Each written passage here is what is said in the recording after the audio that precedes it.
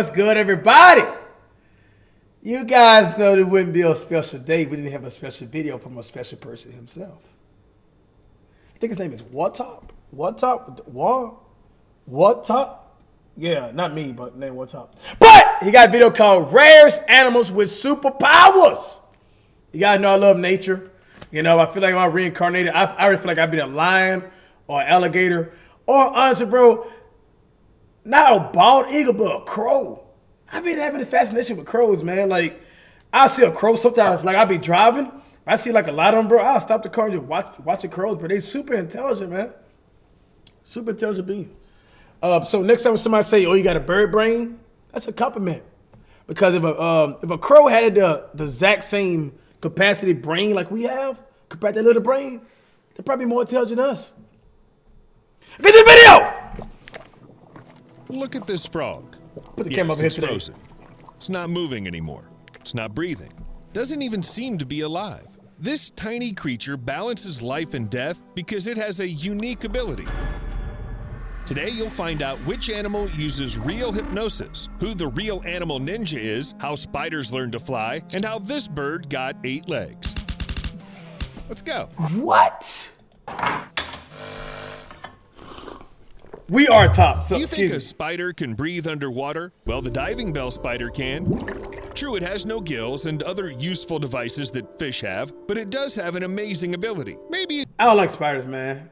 You know? Like, I'm the type of person when I see one, bro, I gotta step on it. I know, give me hate in the comments how you want to. You know, but it's something about spiders, man. I got bit by one before. You know?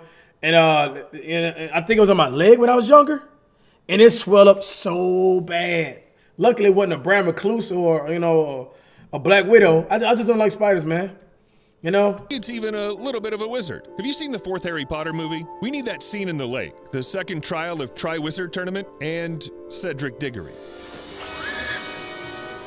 Then he used the bubblehead charm to breathe underwater. Smart guy, so it seems. Wait, I never watched Harry Potter. Have to do with all this? Oh, yeah, it can do the same thing, and doesn't even need a magic wand. The diving bell spider is considered the only species of spider that lives underwater almost all the time. Hunting, resting, mating, feeding, laying eggs, wintering, all this it can do without rising to the surface. The only thing a spider can surface for is a supply of oxygen, which sometimes has to be replenished. Otherwise, something like that crazy, dog. comes in handy. When the diving bell spider dives in, it ain't gonna stop you from getting stepped on, though. You know, that little bub right there ain't gonna feel that thing, man. With this size 10.5 on him. That Jordan 1 pressure? Yeah, try again. Into the water, the abdominal hairs, covered with a special fatty substance, don't get wet. Air is trapped between them, which allows the spider to stay underwater for a long time, using a primitive natural aqualung. That's crazy, though. That is a crazy power to have, though. The diving bell spider also creates a kind of underwater storage made of spider web and an unknown substance where it retains precious air. It all depends on the size of the individual. While some spiders have learned to hold their breath with their webs, others have mastered flight. Welcome to the arachnophobe's nightmare. Some of these creatures can actually fly. Or rather, they sort of float in the wind. Using a web, they can rise several kilometers into the air. And what's more, some of them are even able to float across the ocean. At least that's what scientists think. Compared to the spider's web, the air is similar to a thick liquid, so the effect of gravity is easily neutralized by what can be called the stickiness of the air. It's pretty hard to drown when you're floating jelly. Also, only small and very light spiders can fly. You better use it before I step on you, fam.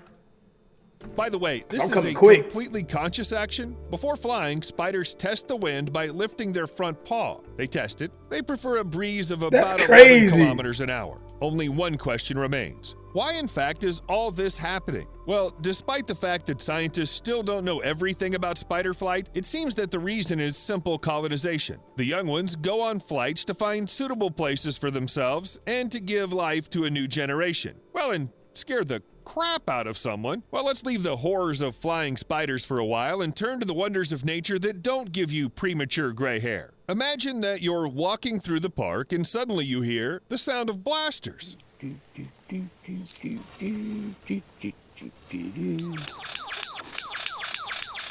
Somebody playing tag. Seriously, the stormtroopers are missing again.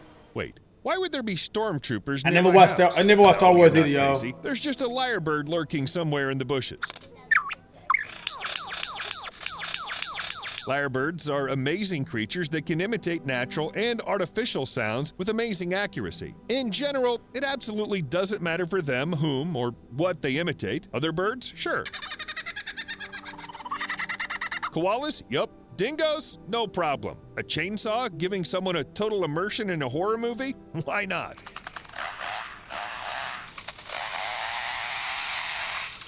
How about a sudden... What the hell is bro?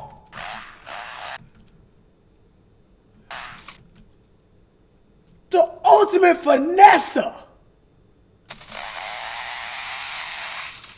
How about a sudden car alarm next to a lyrebird, making the car owner jump out into the street for a long time because of that false... Boy, have this bird here as a pet, put it in a car with your homeboys, and have him do the police siren. It'll spook him every time. Whoop whoop. You know what I mean? false alarm Boy. that the lyrebird made. Sorry, buddy. Lyrebirds like the sounds. And yes, I suggest photographing this bird in silent mode. Otherwise, you'll start to feel like there's a whole battalion of paparazzi lurking around. Bro, that's crazy. How they Dogs that's barking, crazy. babies crying, cell phone ringtones, fire sirens, even the sound of a human voice. Nothing seems impossible for the lyrebird. They even know how to teach each other different sounds. There was a known case where a man played the flute next to his domestic lyrebird, and the latter then sang the melody to his wild congeners in the park. Oh yeah, I forgot to tell you where this bird lives. You probably guessed it. Australia is home to some truly amazing creatures. Unlike lyrebirds, onychophorans, or velvet worms, are also found outside of Australia. If you run your finger over an onychophorus body, it feels like you're touching velvet. But it's better, perhaps, not to touch them. The cuter the caterpillar, the more poisonous it usually is. However, the ability of velvet worms isn't in the venom at all, but in the way they hunt. Spotting a potential dinner, they just shoot a special slime at it. Ugh. Like... If you know, you know. From cannons. Only instead of cannons, they have glands near their mouths. Believe it or not, they can shoot at a distance of up to 1 meter. A single shot is usually enough to cover the victim completely. While the mucus solidifies, the insect can't get out Oh, mucus, huh? Okay, that's what we're gonna call it. of it, and soon it finds itself eaten by That's the crazy, worm. though. As soon as the onychophora digs into its prey, saliva is injected into it, which immediately starts the digestion process. Well, isn't that classic? I bet onychophorans would never be able to detect this creature, even if they groped it completely. Boy, I didn't even Because in see that front of you thing. is a born master of camouflage, the perfect ninja of the animal kingdom, Praying mantis. practically invisible. You see? Take a closer look. Maybe this, or this. Wait, Nah, he right here, cuz. Shiesty, too. Look at Shiesty over there, man. That's just a leaf. Okay, I'll be honest. I didn't find it right away myself because the giant leafy thing doesn't want to be discovered at all. Yep, this slightly rotted leaf is an insect. Woo! You know how many people he be finessing a day? Bro, I don't even see, bro. These ladybugs and everything just chilling, just living their lives, paying their bills. He just, bro. That lives in the tropics That's of crazy. Malaysia and can reach 10 centimeters in length. However, even such large specimens have simply divine camouflage Evolution skills. is crazy, Not man. only do they look like leaves, but they also behave like leaves. They don't produce oxygen, they barely move during the day. Even if you poke them with your finger, the leafhoppers won't budge. And only towards dusk will they go munch on some leaves. When caught, the adults make a peculiar noise. It resembles a bee's buzzing sound and scares away a lot of predators. You think it's a way to protect yourself? But who needs to grow teeth or any poisonous hairs when you look like a leaf? And behave like a leaf. Think like a leaf. Be like a leaf. That's crazy, Actually, you know man. what? I think I finally found living confirmation kinda of creeped the me out, expression, though. you are what you eat. By the way, if that expression really works, then honestly, I won't even speculate on what this lizard ate, but it can walk on water, I just watched that or yesterday, rather man. run very fast. It looks insanely funny. Did you get it? Yeah. I don't know why, but I can't watch quietly as it runs away. And here's another fact for you. This lizard is called the common basilisk. Just That's what I said. imagine Basilisk, it's that's not a what it giant was. snake crawling through the pipes inside Hogwarts, but something's running. And it's that. It seems that such Boy, a walking choice of look like he monster Jesus right now, slightly man. undermines Slytherin's credibility. Sheesh. But back to the basilisk's unique ability. For a long time, scientists couldn't figure out how it managed to stay on the surface since the lizard weighs so much more than all sorts of water snakes. In the end, it turned out that the basilisk paddles with huge claws rather than actually running on the water. By the way, it can run up to 500 meters on the water surface at a speed of 12 kilometers. Can you break that down, please? You know, these kilometers, meters. Can you just talk about miles per hour? For us normal people back at home watching the video, please. An hour. On land, it moves a little slower and can easily do without oxygen for up to half an hour. And if humans are clearly superior to basilisks in 2 points, we somehow don't get along with running on water. Someone's already invented special shoes and Hey, he went pretty far though. liquid mountaineering, but let's be honest, we're not going to get into the Slytherin beasties yet. So, you better take a look at this picture. That's weird, man. Why evolution caused this, man? I can't wait to hear this. A bird with lots of legs? Sometimes nature makes very strange creatures. I guess this creature must run fast or jump high. I don't know. Why That's a lot of chicken wings right there, man. would anyone even need so many legs? Sorry, no offense, millipedes. Okay, actually a jacana, like all other birds, only has 2 legs. The rest belong to the chicks who hide under the father's wing. Actually, even the 2 legs of jacanas are quite unusual. Because of their elongated toes and claws, the bird's weight is distributed over a larger area, allowing them to walk on leaves floating in the water. And they do it rather quickly. As soon as a predator appears on the horizon, the caring parent hurries to the chicks to hide them under the wings. It's believed that sometimes the chicks fall from the leaves, and then the father fishes them out, dries them, and warms them. Cute.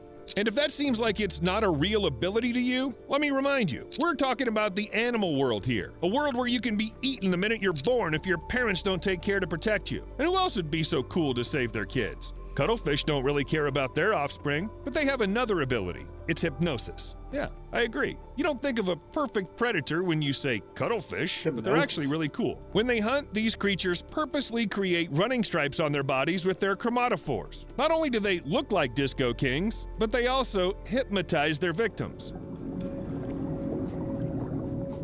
You would think that crabs and shrimps have enough intelligence to realize that danger is approaching them, but on the other hand, it's really so beautiful. It's Seems that the captivating. mud skippers looked at all this disco and decided they don't need all that underwater life. Never mind that the skippers live in a completely different region. They became amphibians for a reason, right? You could say that they are fish that have made it to land and learned to survive everywhere. In contrast to other tidal fish, mud skippers don't hide under rocks when the water level changes, but come out on land and actively crawl on it. They move by jumping and leaning on their strong, elongated front fins. Some of the mud skippers can climb up roots and trunks of trees, holding onto them using their suckers, modified pelvic fins. What's more, they even manage to put up a fight for territory, then calmly return to the water and behave as a decent fish. We'll see you later. Hope you guys enjoyed the video, man. We out here. If you guys want some more video, let me know in the comments. We out here. Everybody!